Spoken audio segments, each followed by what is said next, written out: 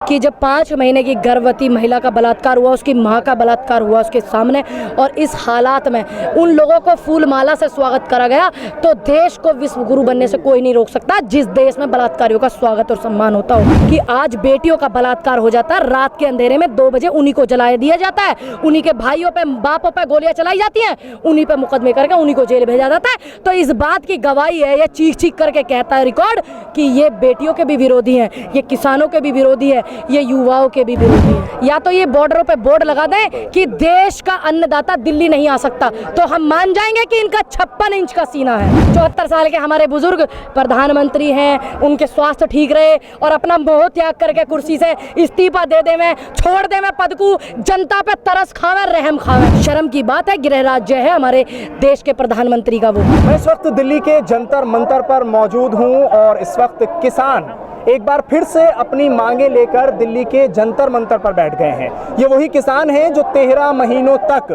अलग अलग बॉर्डर्स पर अपनी डिमांड कर रहे थे और उनको सबसे बड़ी भूमिका में वहां महिलाएं नजर आ रही थी आपको।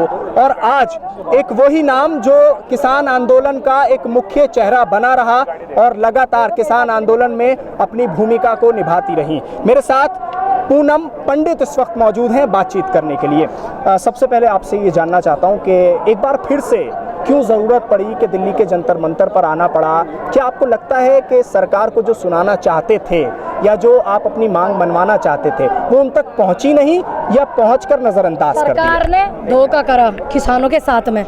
आंदोलन जब स्थगित हुआ था, कमेटी बनाए, ये बनाए, वो बनाए, एमएसपी लागू करें, स्वामीनाथन करेंगे, किसानों को जो शहीदी का दर्जा दिया जाएगा, जिनकी शहादतें हुई हैं, है ना, लखीमपुर में जो अजय मिश्रा जो है, उनको जो टैनी जो है उस पर कड़ी कानूनी कार्रवाई होगी, है, उसको बर्खास्त करा जाएगा, उसके पिताजी को, है ना, ये सब चीज़ों पर सहमति बनी थी। और तमाम पत्रकार ये बोल रहे हैं अब जब बिल रद्द हो गए तो चले जाओ जी घर, और हनु का हटी पर मत अड़ो। तो हमने जब नरम दिल दिखाया किसानों ने, तो वो बॉर्डर से इस बात को लेकर कि ये आम व्यक्ति ने बात नहीं बोली थी, किसी कार्यकर्ता ने, देश के प्रधानमंत्री गृह मंत्री जी ने ये शब्द वो करे थे। ठीक, सभी को, तमाम लोगों को पता है, लेकिन अब ये थोड़ी पता था कि उत्तर प्रदेश का चुनाव जीतने के बाद में फिर से तानाशाही करेंगे। तो इसीलिए किसानों को आना पड़ा। जब सड़कें वीरान हो जाती हैं ना, तो संसद वाहियात हो जाती है, आवारा हो जाती है। ये सच है। तो सड़कें एक बार फिर से ट्रैक्टर की जद में नजर आ सकती हैं? देखिए, अगर हमारी समस्याओं का समाधान नहीं होगा, किसानों की समस्याओं का समाधान नहीं होगा, तो बिल्कुल जो है, बिल्कुल ट्रैक्टरों की जो है सब अपनी सफाई वफाई कर लियो भैया, अपने पहिए वही ठीक ग्रीस प्रीस लगा के फिट कर लियो। अच्छा पूनम जी, ये भी बता दीजिए मुझे कि आज का जो एक प्रदर्शन है आपका वो 1 दिन का है, लेकिन आपके कुछ लोग अभी भी फंसे हुए हैं, यहाँ आने नहीं दिया जा रहा है, तो क्यों ऐसा? क्या ये खौफ बरकरार है किसानों का? देखिए, खौफ तो हम इनको बना करके रखेंगे, आने वाली और सरकारों को भी बना करके रखेंगे। किसानी का खौफ तो जरूरी है, बहुत ज़्यादा। ठीक है, दूसरी बात, करनाल में ट्रैक्टर रोक लिया, अभी आपने देखा होगा, मंच से आवाज़ आई थी, मैं डीएनडी से आई थी, वहाँ से भी ट्रैक्टर वो रोक रखी थी, गाड़ियाँ रोक रखी थी, बहुत सारे लोग। तो ये क्या जताना चाह रहे हैं? या तो ये बॉर्डरों पे बोर्ड लगा दें कि देश का अन्नदाता दिल्ली नहीं आ सकता, तो हम मान जाएंगे कि इनका 56 इंच का सीना है। अच्छा, ठीक है, अगर ये बोर्ड नहीं तो फिर हम वही मानेंगे जी। 74 साल के हमारे बुजुर्ग प्रधानमंत्री हैं, उनके स्वास्थ्य ठीक रहे और अपना मोह त्याग करके कुर्सी से इस्तीफा दे दे में, छोड़ दे में पद को, जनता पे तरस खावे, रहम खावे। आप एक महिला हैं और महिलाओं ने आंदोलन में अहम भूमिका अदा की। ठीक, बिल्कुल। उसके बाद आज जो तस्वीर देश की हम देख रहे हैं, हम जैसे पत्रकार जो सड़क पर धूल फांकते हैं, खास तौर से आप जैसे आंदोलनकारी, हम जो तस्वीर देख रहे हैं उसमें कहीं ना कहीं हमें ये नजर आ रहा है कि बिल्किस बानो जिसके साथ 2002 में जो दुष्कर्म हुआ उसके पूरे परिवार के साथ, आज उसके दोषियों को आज़ादी वाले दिन रिहा कर दिया जाता है।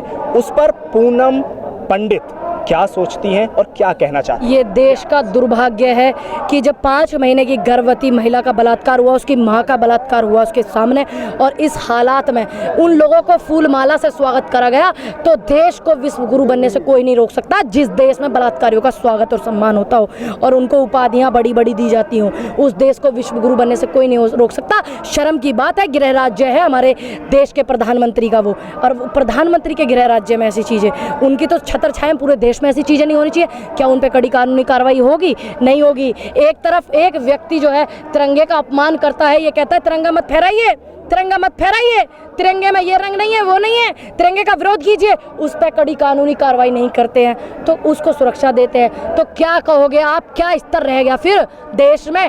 कैसे महसूस करें हम कि हम सुकून में हैं? सुरक्षित नहीं है मतलब? देखिए, मेरे जैसे व्यक्ति और भी हैं, लेकिन बिल्किस जैसी बेटी भी हैं, मनीषा बाल्मीकि जैसी बेटी हैं, हाथरस कांड हुआ ऐसी बेटी हैं, निर्भया जैसी बेटी देश में है ना। तो इस तरीके की चीज़ें से क्या कहोगे आप? क्या कहोगे? हर बेटी तो मेरी जैसी नहीं हो जाएगी ना, हर बेटी की तरह मैं नहीं हो जाऊंगी, है ना। सबकी अपनी अपनी विचारधारा है कि आपको पता है पुरुष प्रधान हमारा देश कहा जाता है, बेटियों को तो निकल करके आगे आना ही जो है, परिवार के लोग, फिर समाज के लोग, गांव के लोग, इस तरीके की चीज़ें आती हैं। बड़ी मेहनतों के साथ में बेटियां निकल करके अपने परों को आज़ाद फिजा में लहराती हैं, ठीक। और फिर ऐसी चीज़ें देखने को मिले तो ये दुर्भाग्य मेरे देश का। तेज से पूछ लो, चलिए अब पूछता हूँ तेज से, बीजेपी किसके विरोधी है? महिलाओं के, किसानों के या किसके? सबके, किसानों के है, रिकॉर्ड उठा लो, इस बात का गवाह है सबसे बड़ा आंदोलन। महिलाओं के विरोधी है, हाथरस कांड हुआ उत्तर प्रदेश में हुआ, सरकार बीजेपी की थी, हाथरस कांड वाले दोषियों को सहयोग किया उन नेताओं ने, रिकॉर्ड उठा करके देखिए। मनीषा बाल्मीकि, उसके इलाज के लिए, एम्स तक के लिए हम लोगों ने भी चिल्लाया बॉर्डर पे बैठ करके, ठीक। उसको यहाँ तक नहीं आने दिया, हम जैसे लोगों को वहाँ मिलने नहीं जाने दिया। तमाम, जब एक देश में बेटी का बलात्कार हुआ था, दिल्ली में जब इतना बड़ा आंदोलन हुआ था, जब मेरी उम्र 16-17 साल थी, निर्भया कांड, उस बेटी का जब बलात्कार हुआ था, उसके दोषियों को चारों को फांसी की सजा हुई। लेकिन आज ये दौर है कि आज बेटियों का बलात्कार हो जाता है, रात के अंधेरे में 2 बजे उन्हीं को जला दिया जाता है, उन्हीं के भाइयों पे, बापों पे गोलियां चलाई जाती हैं, उन्हीं पे मुकदमे करके उन्हीं को जेल भेजा जाता है। तो इस बात की गवाही है, ये चीख चीख करके कहता है रिकॉर्ड कि ये बेटियों के भी विरोधी हैं, ये किसानों के भी विरोधी है, ये युवाओं के भी विरोधी हैं। तो इतने से समय में फर्क क्यों आ गया बिल्किस बानो और निर्भया में, और हाथरस और निर्भया में? ये पूछो ना आप सरकार से, सरकार उनके, मैं मुख्यमंत्री हूँ क्या? प्रधानमंत्री हूँ मैं? नहीं ना, तो पूछो ना उनसे जाकर के। आप जैसे पत्रकारों को सवालों का जवाब नहीं देते, वो पूछिए ना आप जाकर के। नहीं देते, सच्ची बात है। जो सड़क पे धूल खापने वाला पत्रकार होगा, ईमानदारी से लड़ने वाला, हमारी आवाज दिखाने वाला होगा, उस पत्रकार के लिए उनके ऑफिस के बाहर भी जगह नहीं है। पूनम, आप भी देखती होंगी, आप बता दीजिए ना क्या फर्क आ गया इन दिनों में? क्या हो गया ऐसा कि एक समुदाय के लिए, एक महिला के लिए अब वो चीज नहीं रही जहन में कि जो होनी चाहिए? देखिए, समुदाय वो भी था और वो दूसरा समुदाय था। सुन लीजिए, समुदाय वो भी था, हाथरस में जो कांड हुआ, मनीषा बाल्मीकि जो कांड हुआ, वो दूसरा समुदाय है। तो समुदाय से मतलब नहीं है, तमाम बेटियों के विरोधी ये हैं, तमाम किसानों के विरोधी हैं। आंदोलन किसान कर रहा था तो एक समुदाय का नहीं था, पूरे देश का किसान था। आज यहाँ आंदोलन कर रहा है, किसान बैठा हुआ है, पूरे देश का किसान है, एक समुदाय का नहीं है। तो ये जो है समुदाय के विरोधी तो है ही, ये सबसे पहले किसान विरोधी हैं, सबसे पहले ये बेटी विरोधी हैं, सबसे पहले ये जो है वो लोग हैं जिन्होंने आज़ादी की लड़ाई में लड़ाई लड़ी थी। ये आज बताते हैं कि उन्होंने क्या किया। उनके, आप जाकर के देखिए उत्तर प्रदेश के थानों में, हम देखते थे खुशी से कि राष्ट्रपति की फ़ोटो लगी होती थी, महात्मा गांधी जी की फ़ोटो लगी होती थी, सुभाष चंद्र बोस की फ़ोटो लगी होती थी, भगत सिंह की फ़ोटो लगी थी। और आज आप चुपचाप इन्वेस्टिगेशन कीजिए, थानों में पता लग जाएगा किसकी फ़ोटो लगी हुई है। तो ये हमारे स्वतंत्रता सेनानी जिन्होंने हमारे लिए लड़ाइयाँ लड़ी हैं, जो फांसी पर झूले हैं, ये हमें उनसे ओझल कराना चाहते हैं। तो ये देश के एक एक व्यक्ति की जब तक सांस चलती रहेगी ना, ये उन्हें हमसे ओझल नहीं करा सकते। शुक्रिया पूनम जी बातचीत करने के लिए। हमारे साथ पूनम पंडित इस वक्त मौजूद थी। उन्होंने साफ तौर पर कहा है कि ये सरकार सिर्फ महिला विरोधी नहीं, सिर्फ एक समुदाय विरोधी नहीं, बल्कि ये सरकार देश विरोधी है। और बिल्किस बानो पर भी खुले तौर पर अपनी राय पूनम पंडित ने रख दी है।